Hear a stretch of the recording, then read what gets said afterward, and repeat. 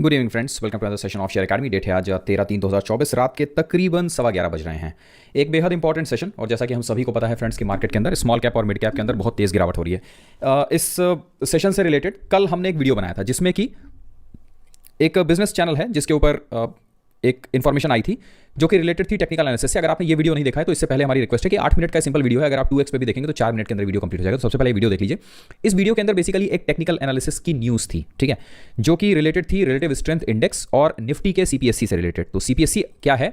CPSC basically central public sector enterprises exchange traded fund है। इसके अंदर क्या होता है कि बहुत सारी जो पब्लिक सेक्टर कंपनीज हैं उनका एक एक्सचेंज, एक समझ लीजिए एक तरीके का ETF बनाया गया है जिसके अंदर ये पर्टिकुलर कंपनीज आती हैं। इन सारी कंपनियों को मिला के एक ETF बनाया गया है, उसको निफ्टी सीपीएससी कहते हैं। तो वो इन्फॉर्मेशन थी कि जो निफ्टी का सीपीएससी इंडेक्स है उसके अंदर टेक्निकल एनालिसिस की बेसिस पे जो आरएसआई है वो एक ऐसी इन्फॉर्मेशन दे रहा है जहां से ये बहुत हद तक मुमकिन है कि सीपीएससी के अंदर गिरावट हो। और ये कल के दिन की खबर थी जब जो कैंडल स्टिक है वो सिर्फ इतनी बनी थी। तो ये हमने वीडियो एक डाला था, एक नेगेटिव डाइवर्जेंस बेसिकली बन रहा था।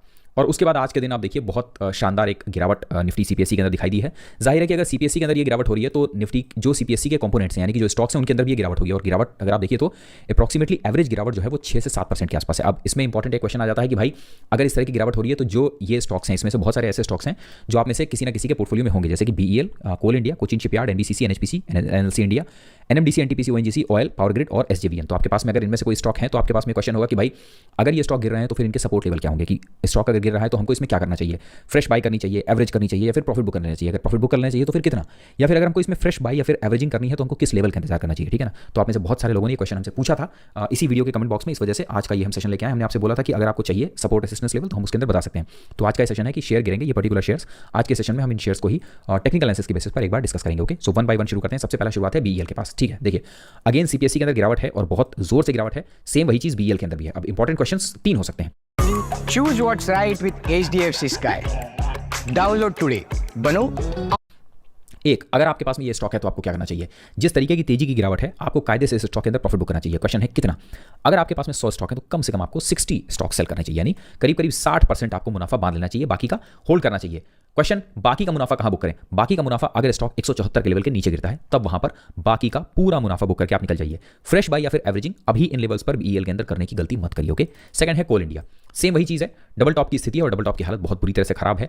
स्टॉक कंटिन्यूअसली गिर रहा है, प्लस फ्रेश 20 डेज 50 डेज जो मूविंग एवरेज है उसको ब्रेक किया, ठीक है। 50 डेज मूविंग एवरेज को ब्रेक कर रहा है तो करंट मार्केट प्राइस पर अगर आपके पास में स्टॉक है तो इस स्टॉक में फुल प्रॉफिट के बजाय 60% के करीब प्रॉफिट बुक करिए। फुल प्रॉफिट कहां बुक करना है? 371। अगर स्टॉक 371 के नीचे आता है तब फुल प्रॉफिट बुक करना है। $1 मिलियन क्वेश्चन ये है कि अगर फ्रेश बाई या फिर एवरेजिंग करनी है, नहीं, इस समय बिल्कुल भी नहीं, दूर रहिए। कोचिन शिपयार्ड, जितना भी इसमें अमाउंट है पूरा फुल प्रॉफिट बुक करके निकल जाइए, बिकॉज फॉल जो है वो बहुत स्टीप हो रहा है, विद वॉल्यूम हो रहा है। नेक्स्ट है एनबीसीसी। अगेन फॉल बहुत जबरदस्त है, जितना भी एनबीसीसी है टोटल फुल प्रॉफिट बुक करके 100% निकल जाइए, कोई फ्रेश बाई कोई एवरेजिंग नहीं है।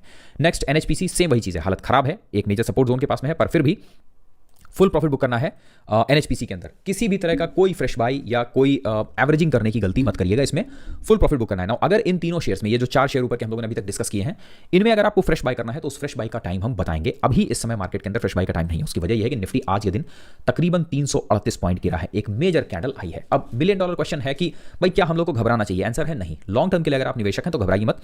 शॉर्ट टर्म में पार्शियल प्रॉफिट बुक करने में कोई बुराई नहीं है, ठीक है ना। बहुत सारे स्टॉक्स हैं जो गिर रहे हैं, उनमें पार्शियल प्रॉफिट बुक किया जा सकता है, घबराने की जरूरत नहीं है। पर फ्रेश बाई या फिर एवरेजिंग अभी लेवल्स पर नहीं करना चाहिए। निफ्टी के अंदर क्या वीकनेस है? बिल्कुल है, पर क्या स्ट्रॉन्ग वीकनेस है? नहीं। स्ट्रॉन्ग वीकनेस कहां होगी? जब तक 21,500 का लेवल ब्रेक नहीं करता है तब तक निफ्टी बुरी तरह से वीक नहीं है। नेक्स्ट है एनएलसी इंडिया। सेम वही चीज है, गिरावट है। और जो ये एक, अगर आप ध्यान से देखिए तो एक हेड एंड शोल्डर पैटर्न बना था, जिस हेड एंड शोल्डर पैटर्न की आज नेक लाइन ब्रेक हुई है। हेड एंड शोल्डर पैटर्न की नेक लाइन ब्रेक हुई है with volume, that means strength बहुत ज्यादा है वीकनेस की तरफ, फुल प्रॉफिट बुक करके निकल जाइए इसमें से। नेक्स्ट एनएमडीसी, सेम वही हालत है, ट्रिपल टॉप की स्थिति और ट्रिपल टॉप के बाद गिरावट है। 50 डेज मूविंग एवरेज को ब्रेक किया है, नीचे की तरफ बहुत तेजी से गिर रहा है, फुल प्रॉफिट बुक करिए, बिकॉज एक मेजर सपोर्ट जोन है जिसको तोड़ने की कगार पर है। 202 का एक सपोर्ट जोन है, जैसे ये ब्रेक होता है बुरी तरह से वीक हो जाएगा एनएमडीसी। पूरी तरह से प्रॉफिट बुक करिए, 100% निकल जाइए इसमें से। Then comes NTPC. हालांकि जो रन अप है एनटीपीसी के अंदर वो बहुत अच्छा है, बिकॉज एनटीपीसी रिलेटेड है इस समय जो मार्केट है रिलेटेड विद इलेक्ट्रिक सप्लाई के टर्म्स में, ठीक है। सो उस वजह से एनटीपीसी के अंदर जो रन अप है उसकी तुलना में आपको इतना फॉल देखने को नहीं मिलेगा, इसलिए फुल प्रॉफिट बुक नहीं करना है। अगर 100 शेयर्स हैं तो 60-70% शेयर्स बुक करिए, बाकी का जो प्रॉफिट है, मान लीजिए कि फुल प्रॉफिट बुक करने के लिए सोच रहे हैं तो 308 के नीचे जब जाएगा तब वहां फुल प्रॉफिट बुक करिएगा, अभी नहीं। क्वेश्चन है कि क्या फ्रेश बाई या फिर एवरेजिंग करें? बिल्कुल भी नहीं, अभी नहीं। ओएनजीसी फॉल शार्प है, सेम वही चीज है, प्रॉफिट बुक करना है। क्वेश्चन कितना? 60-70% प्रॉफिट बुक करिए, बाकी का प्रॉफिट कहां बुक करना है? जब एक बार 236 के नीचे आएगा वहां पर फुल प्रॉफिट बुक करना है। ओआईएल बहुत थोड़ा सा फॉल शुरू हो रहा है, इस लेवल पर करीब 60 से 70% प्रॉफिट बुक करिए। फुल प्रॉफिट बुकिंग का जो लेवल होगा वो 508 होगा। अगर 508 के पास में आकर रुकता है, देन अप ट्रेंड में आता है, तब उस समय हम लोग एवरेजिंग या फिर फ्रेश बाइंग के चक्कर में पड़ेंगे। पर अभी यहां तक के स्टॉक्स में एवरेजिंग या फ्रेश बाइंग नहीं करनी है। Then comes power grid, major breakdown हुआ है पावर ग्रिड के अंदर। हालांकि आप सभी लोगों को मालूम है कि पावर ग्रिड हमारी बहुत फेवरेट कंपनी है इलेक्ट्रिकल सेक्टर के अंदर, बढ़िया कंपनी है, बट फ्रेश बाई अभी नहीं है। इस समय प्रॉफिट बुक करिए 70 से 80% के करीब। बाकी का फुल प्रॉफिट 244 के नीचे अगर स्टॉक निकलता है तो वहां पर बुक करिएगा। और लास्ट है SJVN, चार्ट बहुत खराब हो चुका है और जिस तरह का चार्ट पैटर्न है, इन लेवल्स पर आपको SJVN के अंदर फुल प्रॉफिट बुक करना चाहिए और बाइंग करने के लिए वेट करिए लगभग 76 के लेवल का। अगर इन लेवल्स के आसपास आकर टिकता है तभी वहां बाइंग होगी। अब एक बात बहुत ध्यान से समझिएगा फ्रेंड्स, बहुत सारे ऐसे स्टॉक्स हम लोग के पोर्टफोलियो में हैं जो लॉन्ग टर्म के बहुत अच्छे स्टॉक्स हैं, पर फिर भी उनके अंदर गिरावट हो रही है। मिसाल के लिए एक्शन कंस्ट्रक्शन इक्विपमेंट 14% के करीब आज गिरा है, मेजर ब्रेकडाउन आया है स्टॉक के अंदर, ठीक है। तो अगर इस तरह का चार्ट पैटर्न दिख रहा है आपको कहीं और घबराहट हो रही है तो आपको पार्शियल प्रॉफिट बुक करना चाहिए, उसमें कोई बुराई नहीं है पार्शियल प्रॉफिट बुकिंग में, ठीक है। सो इन लेवल्स पर भी एस के अंदर पार्शियल प्रॉफिट बुक कर सकते हैं। देन कम्स प्रिकॉल जैसे स्टॉक्स हैं जहां की कंटिन्यूअसली फॉल बना हुआ है, धीरे धीरे ही सही।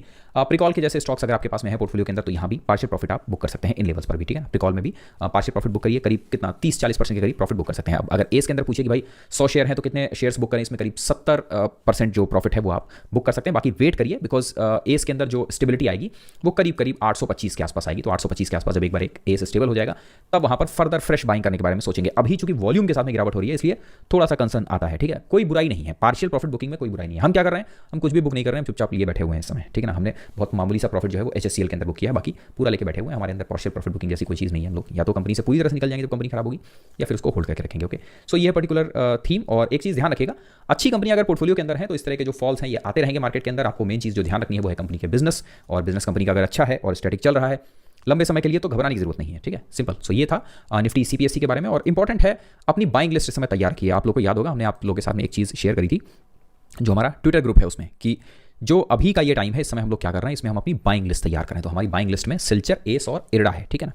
इरडा के अंदर अभी एक लेटेस्ट इन्फॉर्मेशन आई है कि इन्होंने जो कुल अभी इस समय प्रोजेक्ट्स कर रखे हैं वो लगभग 2 लाख करोड़ के आसपास। इनकी जो टॉप लाइन है वो करीब 50,000 करोड़ के आसपास की है, पर इन्होंने जो टाई अप्स कर रखे हैं वो करीब 2 लाख करोड़ के आसपास कर रखे हैं। तो जो आने वाला समय